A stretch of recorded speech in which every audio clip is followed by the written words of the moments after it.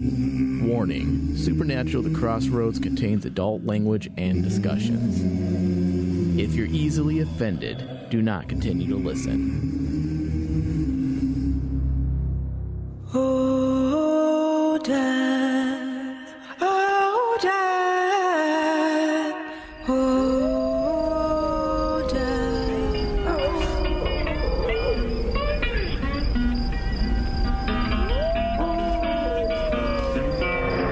I went to the crossroads.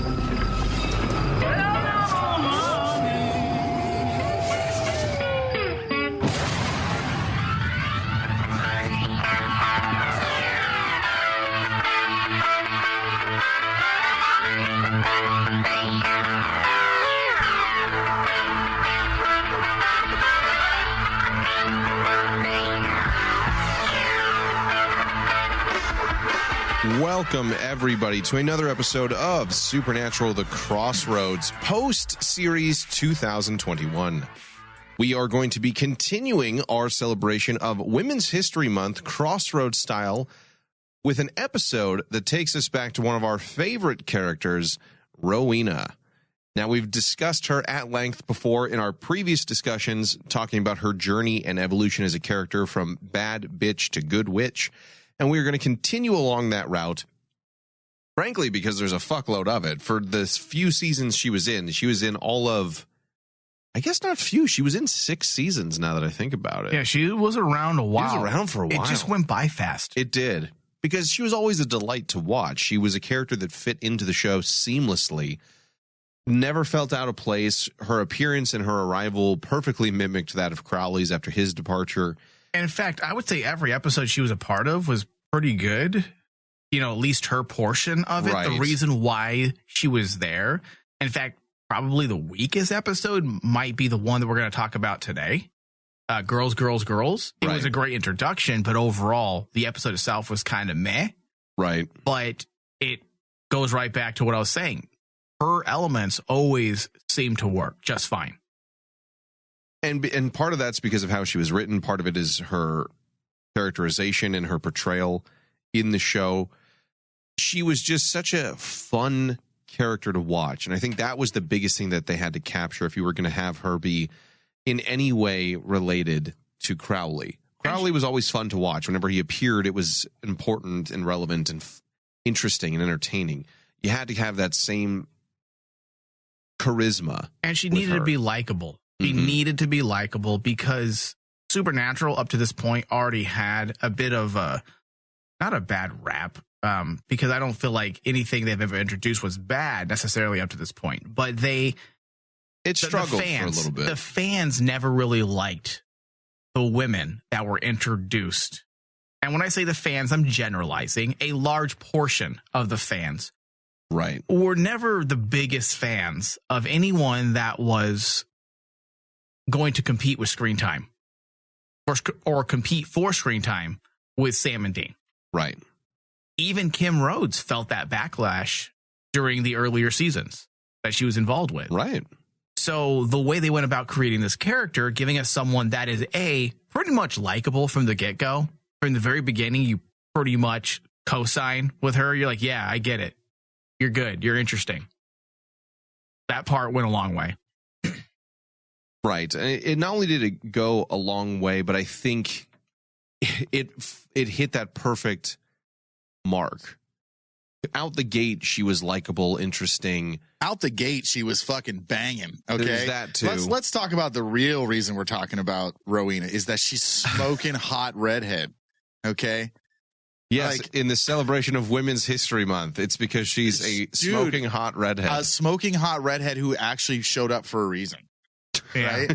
She wasn't just there to be a smoking hot redhead. She actually had a reason for being there. I don't know why he sounds like Jack Black right now, but he does. I don't know why I do either. I don't know what I'm doing. Okay, just let me be me. God, I don't know why you guys are going to call me out on everything that I do. First of all, Rowena was a character that, like Mike said, had to be likable because in Supernatural, immediately if the fans don't like a character, then they're not coming back. Yeah, it's game over. Yeah, look at Cole. Yeah, Travis Aaron Wade. Look at him. Done. Never came back. Fuck you, Travis. Yeah. Hated so hard that his plot line left with him. Yeah, some they curb stomped his ass. Yeah. And fucking ripped his soul out through his asshole. Threw him in the Get empty. the fuck out of here. Into Who are the you? empty. Never to be seen or remembered. Never to be seen or heard again. So I just, with Rowena, it was different because, we knew she was related to Crowley. And she had to have that same swagger, and she had to have that same. If you're gonna allot a character in with another character like that, which is very huge, as the mother of the character, there gotta be some similar traits that make Crowley a lovable character. Mm-hmm. So you have to add that to Rowena too, and I think they nailed it. And the writing with her and her character, and just again her being an attractive woman on a show that's full of attractive people. She's easy on the eyes. But she's there for a reason. Yeah. And I think we talk about that all the time when we introduce new characters or guest spots. They got to show up for a reason, not just there because, they just want to put them in the show. Yeah, right. And I think they did a good job with her in that respect, because if they hadn't, she wouldn't have been continuously showing up and becoming a fan favorite in the 6 years that she was a part of the show. Yep. Now, if you're just joining us for the Women's History Month spectacular series of episodes, we have done a lot of different things already. Our first episode, we discussed the most influential women in Supernatural with a top 5 list of ladies that we felt were vital to the show and vital to the Supernatural's importance.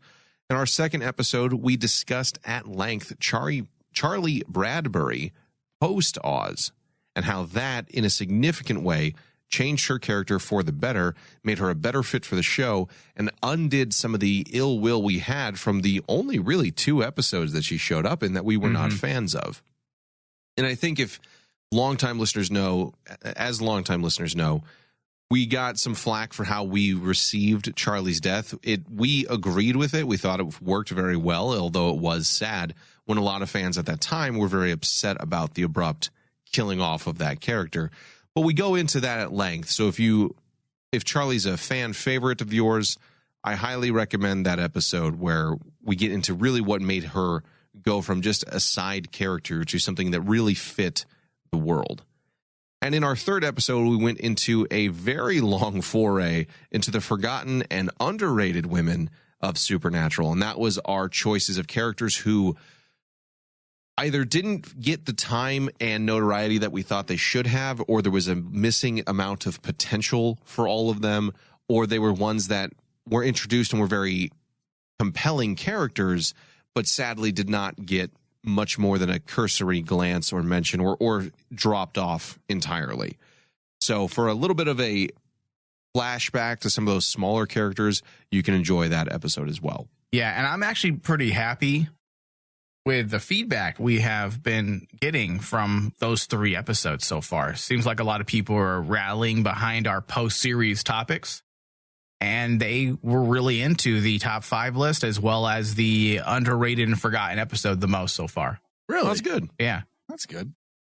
Now, that has been for the last month or so of shows.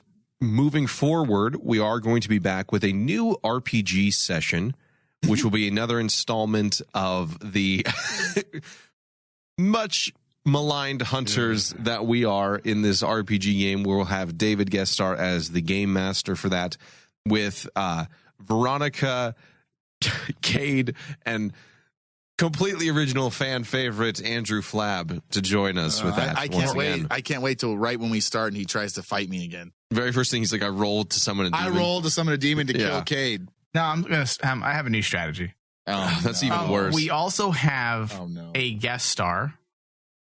Avi. Oh, we do, yes. Avi will be on that show, and she will be guest starring. As a character. Mm-hmm. That Dave is actually writing for her as we speak. We might need to make that a longer episode because we tend to spend like 40 minutes out of a 50-minute episode talking about like how to get in the car and what the fuck Dab's been doing the whole time. We take 45 minutes to leave a place. We do. All right, so that will kick off a new round of content for us from April through May, and that will then lead into what is currently touted as Ryan's month in June. I'm already working. I'm disturbed, Ryan, by how many people have actually said they're really excited for this.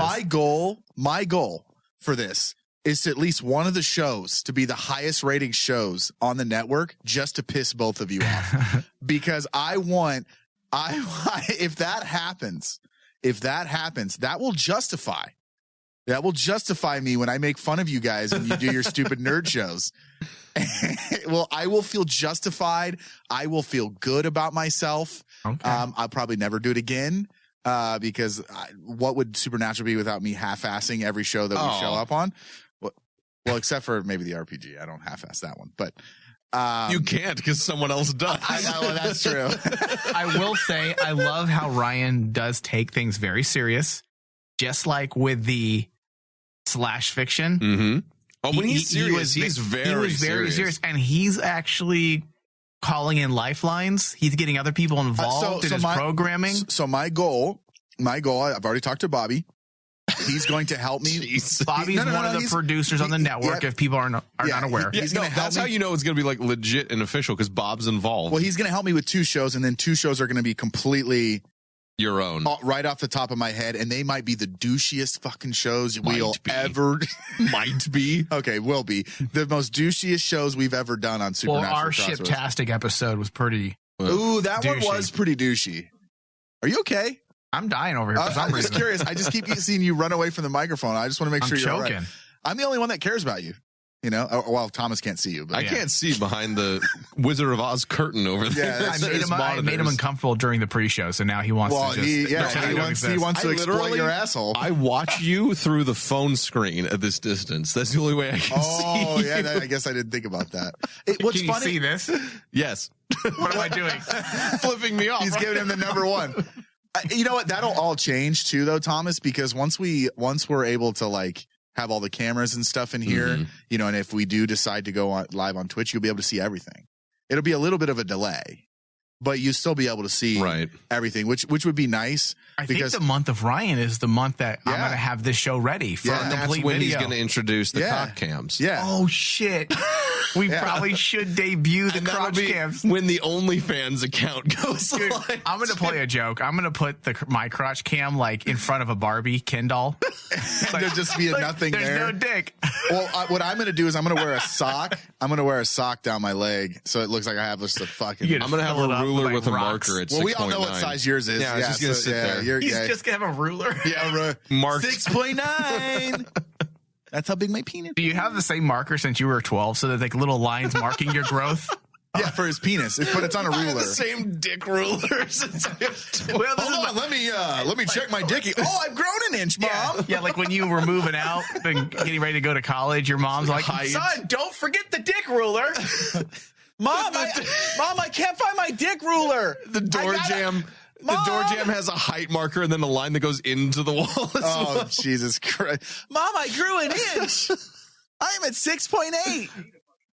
What are we talking about right now? Jesus. I know. We need to. What happened? This is the women's show. Oh, whatever. That's what happens when we let Ryan take over. Here's a preview. That was one statement, and that's where we ended up. That is the preview of what my month of programming is going to be. And if you guys were laughing, then be prepared. And if you're angry and upset and then you're go vomiting, listen to another fucking podcast. Yeah, I'm going to be aggressive about it. All right, so all of that stuff. What are you, Italian? I'm being aggressive. Forget about it. Being aggressive. You come to me. What? I don't know what that was. I don't know what that was horrible. That was so bad. So bad. Even I realized that as soon as I said it, I was like, oh, God. That's Mafia Arnold. That's what that was. I didn't do the Arnold voice. It's all the same voice. No, it's not. I knew as soon as I said it, I was like, oh my God, we're recording this late. All right, we so really are. That is all going to be part of the regular feed available to everyone. If you are a member of the Patreon group, or if you would like to subscribe and donate to help support the show, you will get 6 additional episodes coming out over the course of the month on the Patreon feed, ranging in a wide variety of topics. All right. I'm glad you held that giggle fit in for me to get through that. These impersonations, man, they're just terrible. They're so bad, they're gold.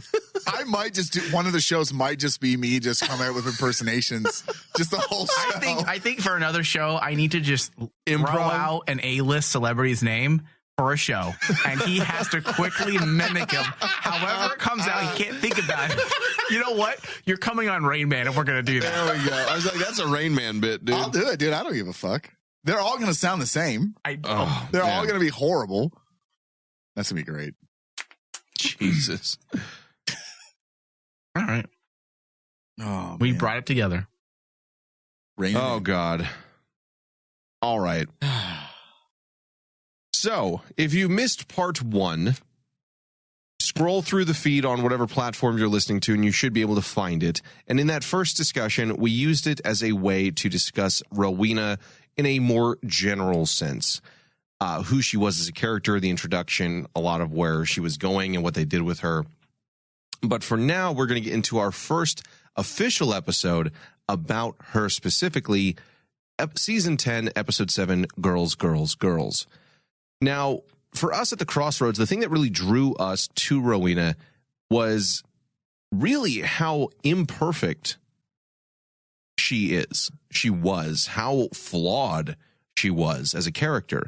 Because in many ways, she is all of us, not just the people in this room, but all of us who are watching. We can all find something that we related to or connected with. She was relatable because of the way Carver introduced her to us. She was a very well-rounded, complicated individual who was bitter and angry and misunderstood and constantly fighting an uphill battle, always just out of reach of success. And that's something that I think a lot of us can identify with. A lot of us struggle with that stuff, never feeling good enough, being subjected to the opinions of peers, always trying to get to the next level, and feeling when you finally do achieve it that someone puts you down or doesn't see the value that you've worked so hard for. It's a very human thing. And to give it to a character that's this hundreds-of-year-old witch who's very powerful compared to most people, it was just a very compelling way to immediately sympathize her as a character. And I think that worked in spades far more than... That's the thing that's honestly flawed with a lot of characters these days. Their fuck-ups is what makes them interesting. Absolutely. And I know that's more modern television in the heyday of TV, network television days, 90s, early 2000s. Yeah, it was more about the Boy Scout, the White Knight. But as we progressed into real drama, we all decided at some point, hey, it's much more entertaining at times. Sure, we want the escapism, absolutely. But then when it really comes to investing in a television show, we need a reason why we are going to become invested. Yep. And that comes down to having characters that are relatable. And the fact that Carver introduced this character that was insecure, lost, tormented by her past and the decisions she's made. Man. You know, she wanted respect from her peers, as you mentioned, driven by guilt. These are real things. These are things that many of us, whether we want to acknowledge them or not, we all suffer from to some degree. Well, the connection too that made her even more relatable was her connection with Crowley. Yeah. And him being her son. And I think him having those same problems. Exact same problem. That his mother had. Yep. And I think, you know, as someone who watches a show and wants to connect, these are problems that people have on a daily basis. And I think that is very relatable with her almost passing her sins on to her son and not doing it on purpose. Yeah. But, you know, and then them both going down basically the same path. Well, life's a struggle. Yep. And to see these larger than life characters be brought down by regular human problems, it makes us, it creates a sense of empathy with the character. And that's why we are so invested and we stay drawn in the entire time with these characters throughout their run. Unbecoming traits. Well, it's like you said, good sometimes. I know we're in this We're in this era where we try Mary to. Sue's. I want more good characters, well-written characters. I mean, look, regardless of the trappings that they look like. Talking about relatability, why do you think Thomas likes Crowley? He sold his soul to get a bigger penis. Oh, right. Right? Immediately, I empathize. You with were like, that. holy shit, that's me. But just like deals usually go south. Yeah, when you make deals, his 10 years is up. he asked for 7, but he only got 6.9. Right. There's a rounding error. Oh, It wasn't actually a demon he made that deal with. It was a fucking genie. And they fucked with you. Yeah. He didn't ask the specific question. I was not specific enough. No, he said, I want a bigger dick. But he did. He gave him a 6.9 out of 6.8 instead of bigger. Right. So getting back to the unbecoming traits aspect, having a character that is less perfect is just more interesting opposed to a character that can do everything and the entire world loves her and she's great. And to have a character who is literally the embodiment of sin. Yep. Well, in the Puritan sense, in the puritanical sense, makes her that much more interesting of a character to watch and root for. Let's take a different example from another popular culture thing. And this might piss off some people, but oh boy. People loved Robert Downey Jr.'s character in the Marvel movies. Captain Marvel did not quite hit. I don't think that had anything to do, truthfully, if you're not a piece of shit, that had nothing to do with gender or sex. That was the fact that Robert Downey Jr.'s character is a fucked up, alcoholic, flawed person that screws up relationships that we can all identify as, that despite, like Rowena, despite their abilities, can't fucking nail down basic human interaction with another person and family. Yeah. Meanwhile, Captain Marvel was literally too perfect and therefore not as interesting. Yeah. Mm-hmm. And Rowena is a perfect example of that, because what they do so well with her is not just that, like you said, Mike, she has these otherworldly powers, things that we can only dream of doing. She can do like that, but she cannot overcome the simplest, which isn't really the simplest, of things that we all struggle with. And the beauty that makes her such a well-rounded and captivating character is that it's not just I'm angry about the Grand Coven or I have guilt about this. It's the mix of things. She's angry and hurt and is riddled with guilt and remorse, but at the same time, she's arrogant and proud and won't let that define her. Vengeful. And vengeful as fuck and intimidating and sexy and fucking scary. Like, it's the fact, like all real people, she has this myriad of different traits to her that make her feel real. She's the goth girlfriend that we all wanted in high school, but we're way too fucking scared because they would basically eat your soul. Like I think the thing that makes her so compelling is that all of those things that you said, that, but you can relate with why she's pissed off. Why she's angry. Right. Who wouldn't be? Why wouldn't you be upset with these people that shunned you out and these people that, pushed you away from the things that, bring you together as a group, and for her to, the Grand Coven and the way she hates them. There's so much about her that makes her relatable, and you can go, God, you know what? She should go fuck those people up. And it wouldn't bug me at all. And I just think the charisma and the vengeful and the revenge kind of aspect is so relatable to anybody these days that how could you not root for this character? How could you not get on her side with stuff like that? And I think that's one thing that Supernatural does so well with its kind of gray area characters. Because let's be honest, Crowley essentially is a gray area character eventually. Oh, absolutely. And same thing with Rowena. These characters who make the change and are on Team Free Will are compelling, and they have these same problems that Sam and Dean have. And I think that's the biggest goal, is that if you're going to bring a character in like Rowena, she has to have some of the same problems that Sam and Dean have. She's trying to connect with her son, and look later on in the series, Mary's trying to connect with her sons because she has no fucking clue who they are.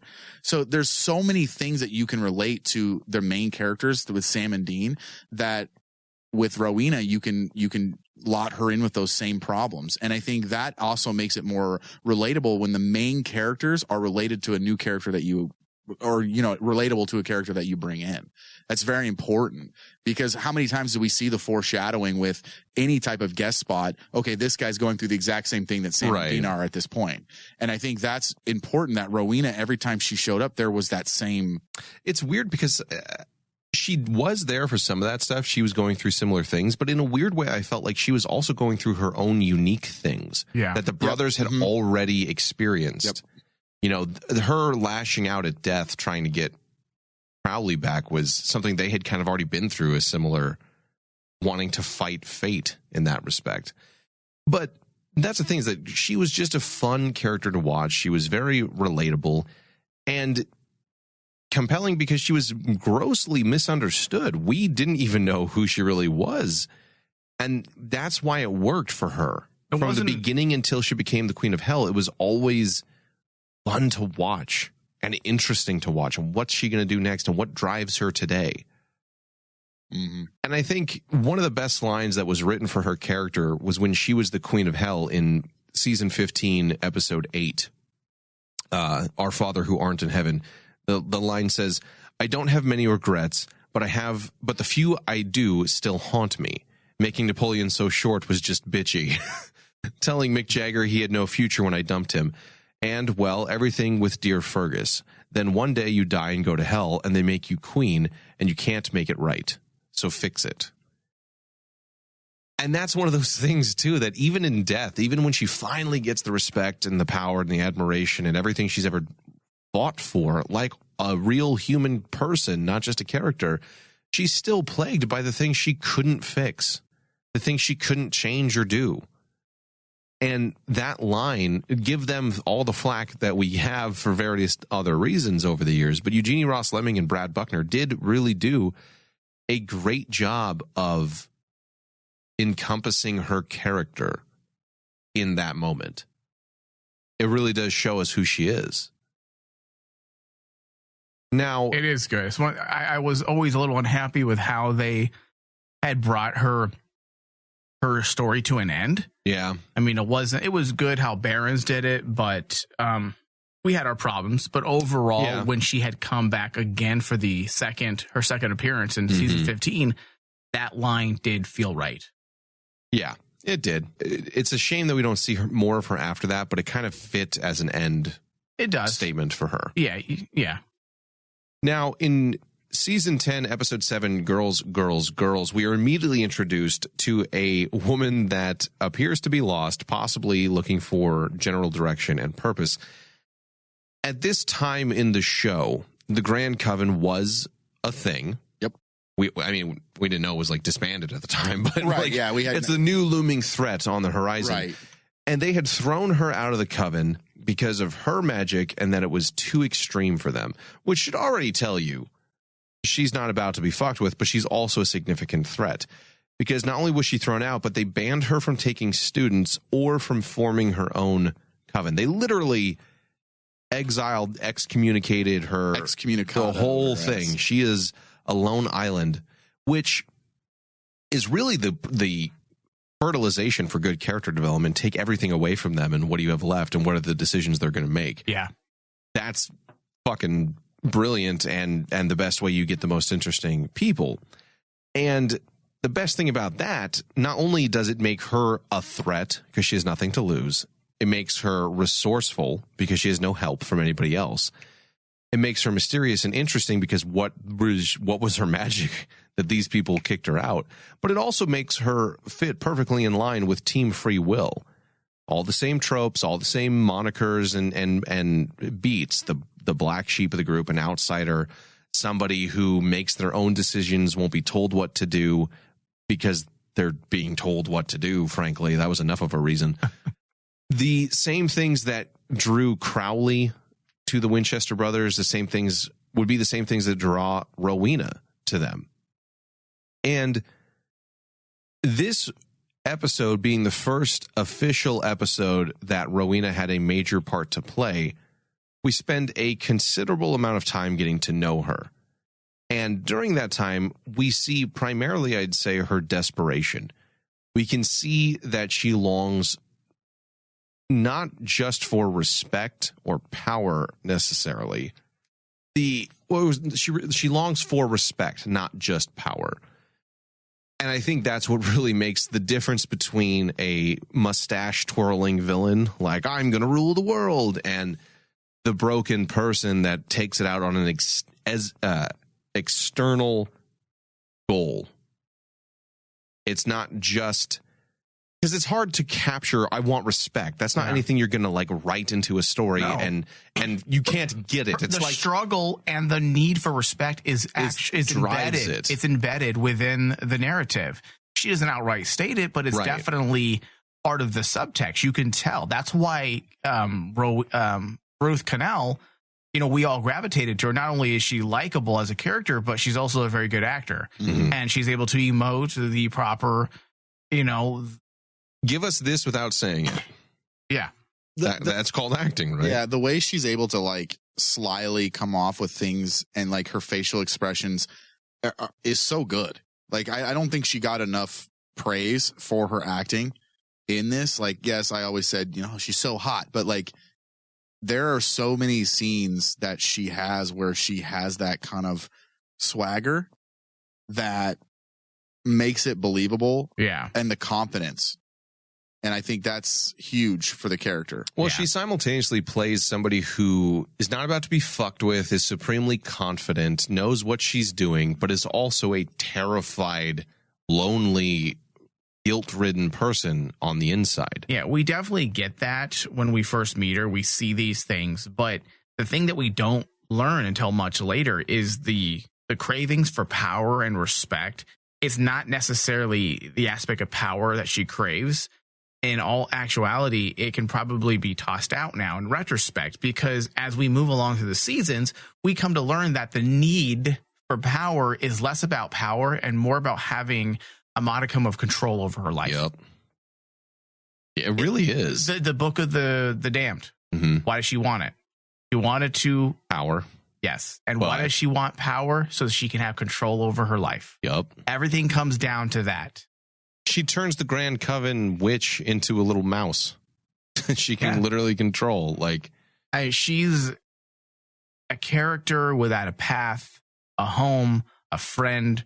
Her overt needs are symptoms for things that had been placed within the subtext. Mm-hmm. And tracing that aspect from the beginning to her end in season 15, there's consistency there that, in my opinion, strengthens that thought. Well, and we really see the beginning of that in this episode with the horribly titled idea to create her own mega coven, which I still fucking love how stupid that is. That's amazing. It's terrible. It's so B-filmish. It's awesome. Well, that right there, like you said, is an attempt to gain control over her life. She seeks to break literally the ties that bind her to do her own thing. And knowing what we know now, her need for power was control, but the true heart of darkness, the true drive within her was a need to feel safe. Yep.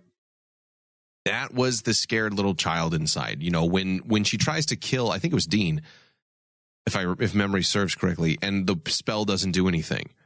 When she buddies up to Lucifer, it's for power and control and to feel safe with this new power vacuum. And fighting Amara, she's got the whole, backup death resurrection pill thing. There was all these things that she did to feel safe. She always went into hiding to feel safe. It was all that stuff. She had never cared about world domination. That was never really a point.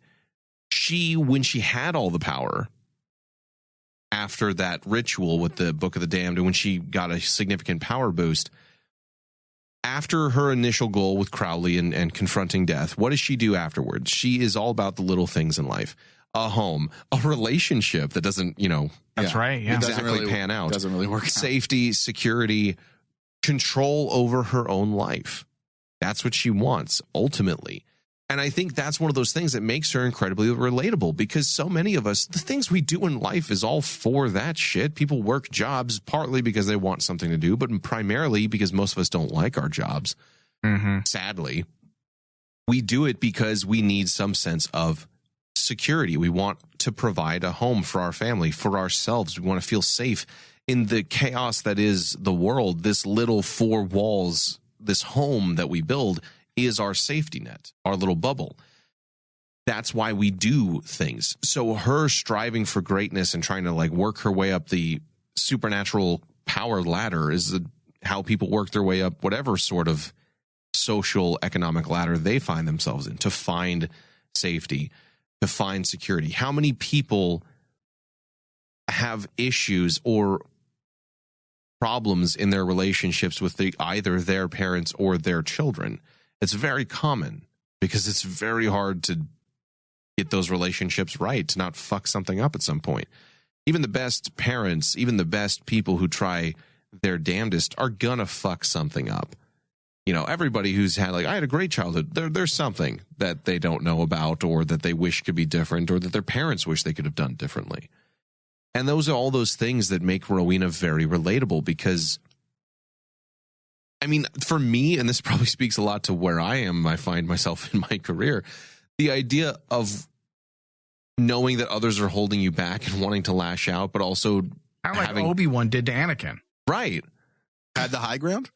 No, he's holding him back. You're holding me back. But feeling like your talents are not respected, but feeling like you're capable of more than what people see you for. I feel like that when I'm in bed with a hot lady.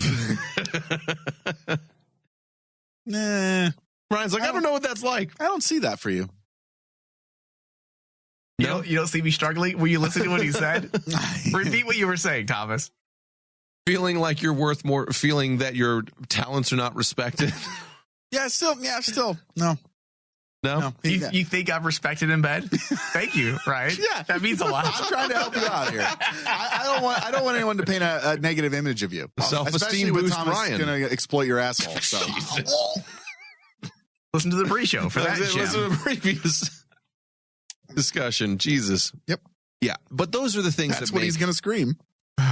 Those are the things that make Rowena a relatable character. How did he go from backing me up to putting me in a snuff film? Because he's always doing that kind of thing. First of all, this is a prelude to June. Oh, he's gonna scream. I didn't say it like that. I just said that's what he's gonna scream. Sounded like that in my head when he said, "Oh Jesus." Oh God. But that's that stuff. That's that stuff that makes her relatable. It's the stuff that makes her work as a character. Now, Thomas, not David. I was like, Thomas, whoa. This episode also does a few other things. And we recently went into great detail about this specific topic during a Patreon exclusive show. At this time, showrunner Jeremy Carver was working on changing the audience's perception of Crowley. Mm-hmm. And really creating stories and scenarios that were designed to make Crowley a more viable character that was also relatable.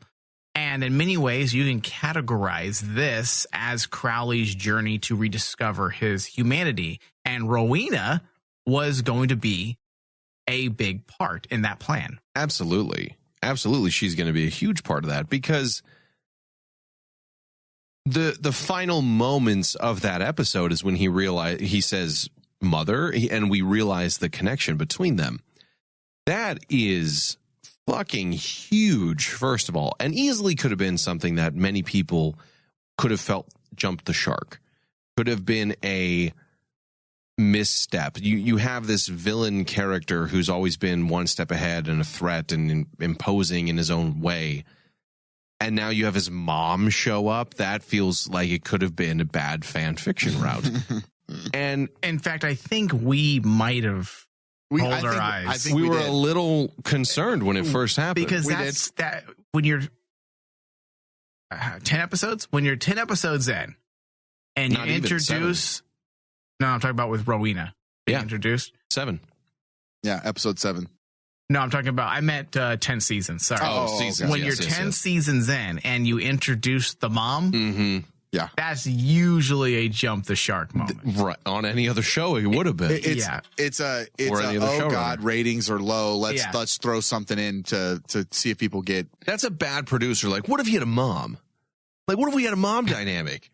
This show's about mothers, right? Isn't that what happened to Sam and Dean? I rolled my eyes. Who are thinking they? about Like that. Sam and Derek, right? Well, I don't know. I just showed up here. I wear sunglasses in the middle of a room. Oh. What if Crowley has a mom he never knew about? What if she's like a hot mom too? MILF. It just sounds like an awful idea. It looks like a terrible idea. Like if I was in that writing room and I heard Carver say that, and I would've groaned. I'm like, oh, dude, no. I probably would have fought that.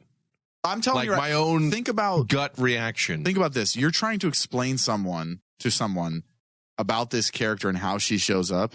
You're like, yeah, so this character that we really like, his mom shows up.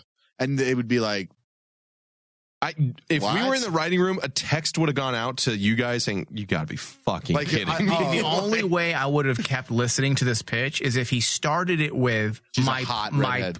if my plan to really make Crowley a viable character is by introducing a familial theme. How do we do this?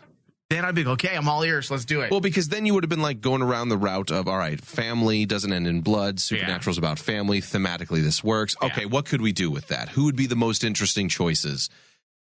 The brothers have an issue with their mother and father. What if we did that with Crowley and we have a parallel? Like, you could get there. But if you just came out the gate saying, yeah, it's his mom, I'd be like, dude, I'm fucking And done. listen, this is all about Crowley 100% because he had tried to introduce a family element during season 9, the very season when Crowley would actually start dealing with this near cure of his possession. Near humanity moment. Like, Yeah, he instead came of a near-death experience. Yeah, he came the closest to his humanity as he ever would. And they had tried to introduce a moment earlier in season 9. It was Theo Devaney's playing Crowley's son. Yep. And it didn't quite resonate with fans. Mm-hmm. So Carver, being the good showrunner that he is, realized, okay, I don't want to poo-poo on this idea. I feel like it's I've already started this ship. Yeah, and it's a good direction to take this character. So what can we do? And luckily, the Rowena angle worked almost immediately. Yep. And very well, too. Like, surprisingly well. They brought Rowena on, and by doing that, they were able to parallel the two of them, the two characters, in a way that highlighted the similarities between the both of them. Yeah. That made her feel like that would actually be his mother character, and made it feel like they had this tumultuous relationship, and made it feel real. And it also opened up and allowed us a gateway to see Rowena's vulnerability. Even in episodes where it was apparent, it gave us all that much more. And we learned about Crowley's unspoken vulnerabilities. It was the only way you were going to get these two to voice these issues was to put them face to face. There's no one else that they would ever talk about it with. Yeah. And we get that especially at the end, well, the original kind of end of Rowena's character run in season 11. With her whole speech about if she hadn't hated him, she would have loved him. That whole heartbreaking moment between the two of them. But yeah, one of the, and I can't wait till we get to this aspect in her story, but one of the best moments is when she's sitting down on that bench talking to Crowley after she sent her grandson to his death. That's a dark moment. Holy shit, that was so good. Yeah. That scene was well acted, well written, and that just would not have worked. But then this is Carver going back and utilizing someone he introduced early on, because all of us would sit wondering, well, wait a second. Was it Carver that did this, or was it did Carver end Theo Devaney? Yeah. Yeah, okay. Because it would have felt weird if he just left that open-ended, that his son was walking around the world and we never went back to it. Right. So by bringing him back and then essentially sending him back to where they got him, it ultimately tied up a loose end before Carver says sayonara and gives Crowley and Rowena such a great moment to where we actually learn yet again more about them and the intricacies of their relationship and just how similar they really are. Mm-hmm. And the beginning of all that, and that's why I love doing these discussions, the retrospectives that we do on Patreon, and then, of course, our our specials like this, because then we can go back retrospectively and rewatch some of these episodes. And I start noticing things early on, and you start getting a clearer picture now of what they were actually doing at the very beginning. Because we didn't know this is what Rowena was going to do. Mm-hmm. I would say it didn't really quite come completely clear until,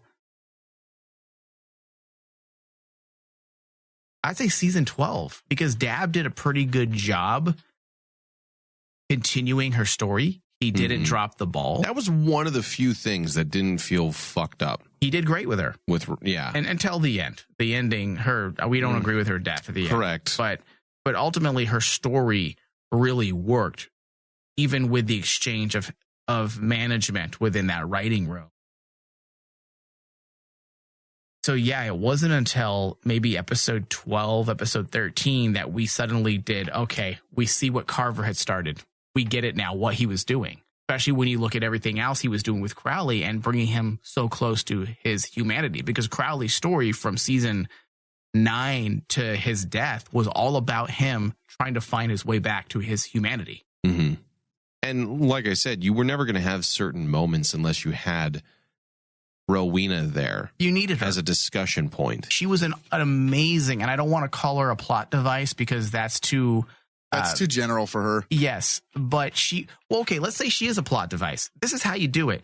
Create a character that you can use when you need. Keep her around. Don't just have those typical one and dones. Keep her in that box. Well, I'd almost multiple say, seasons.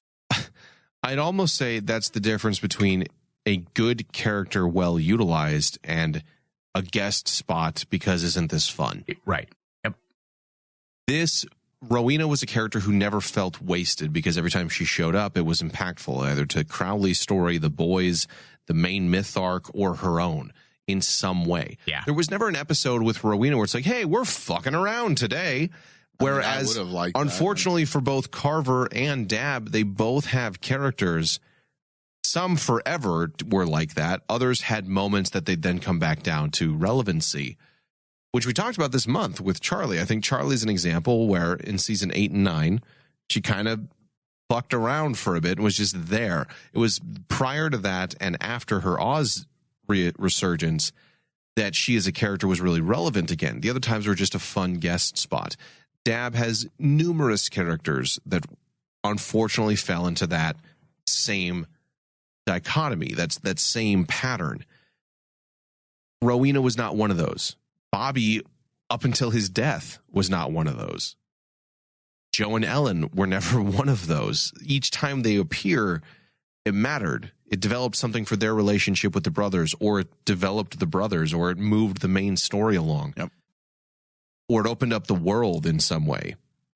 It wasn't just, hey, we're here, we're all having fun, let's all go to a barbecue after this, as some other ones did. And I think that's where it's not necessarily that she's a plot device. She's just a character that's utilized in the best way that a character should be utilized. Not an ounce of it is wasted. They're there for a reason. They serve that purpose. As soon as they're done, they go back in the toolbox. She's literally a tool. Like in like the best way. Yeah. Like a good one. Yeah. Yeah. And Supernatural, we kind of lost a lot of those because seasons, Kripke and Gamble were all about creating tools that you can always come back to.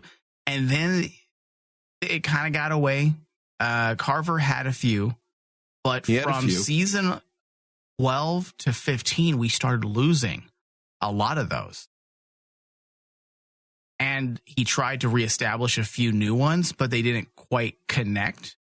And possibly that's because of the announcement that the show was going to end. So he was left scrambling and wasn't able to complete maybe potential story arcs of. But still, I truly don't think the show would have ended as it did or when it did had it been stronger from the last couple of years. No one's arguing that. Yeah. But yeah, that's the whole point. That is why she is such a relevant character. That's why she works so well. And we really do start to see at this time she is still, primarily evil. There's not a lot of redeeming qualities that we know of yet. Or just borderline God. And hey, listen, this is you're here and I'm here. You know, hierarchy. She outclasses them. Yeah, I think that's what it is. Yeah, perhaps. She's not evil. Come on. But I think she was perhaps one of the most successful aspects of season 10. One of the most successful aspects of Carver's run. Mm-hmm. Strangely enough, one of the most successful aspects of Dab's run that ended not exactly as we wanted, but he didn't screw it up either. You know, the manner in which we got there didn't work, but the story as a whole did.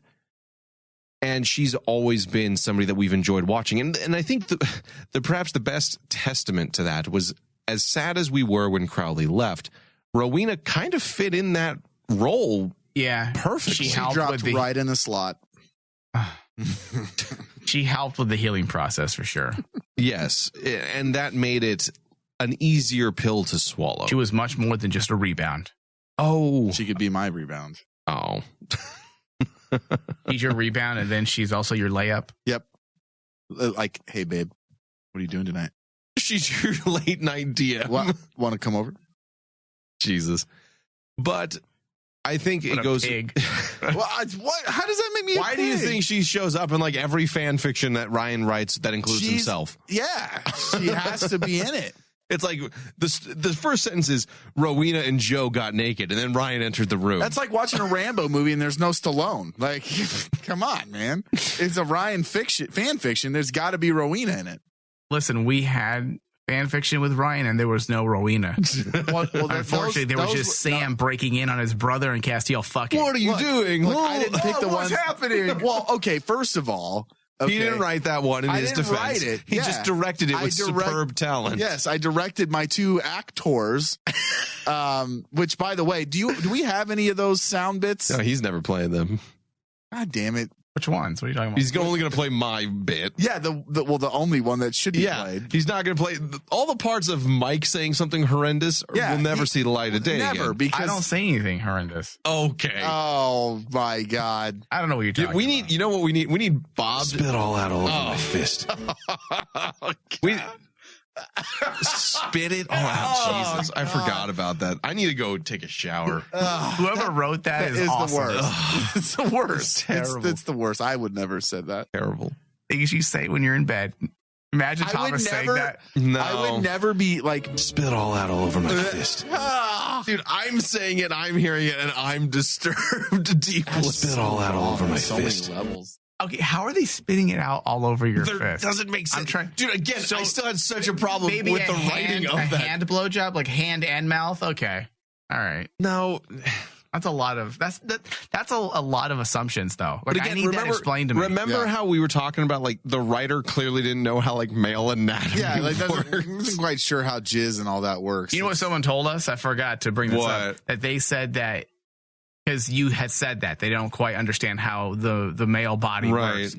And I forgot who it was. One of our ongoing listeners, and she had said, "Well, now you know how women feel when they watch pornography." Oh, I know. I know very much that that is a lot of misnomers and bullshit. I thought sex and pornography is sex. You thought that the second it entered, she just moaned like a dying mule? I thought she screams like an elf in heat. The second, no Every prep, girl I ever no did warm did up. that.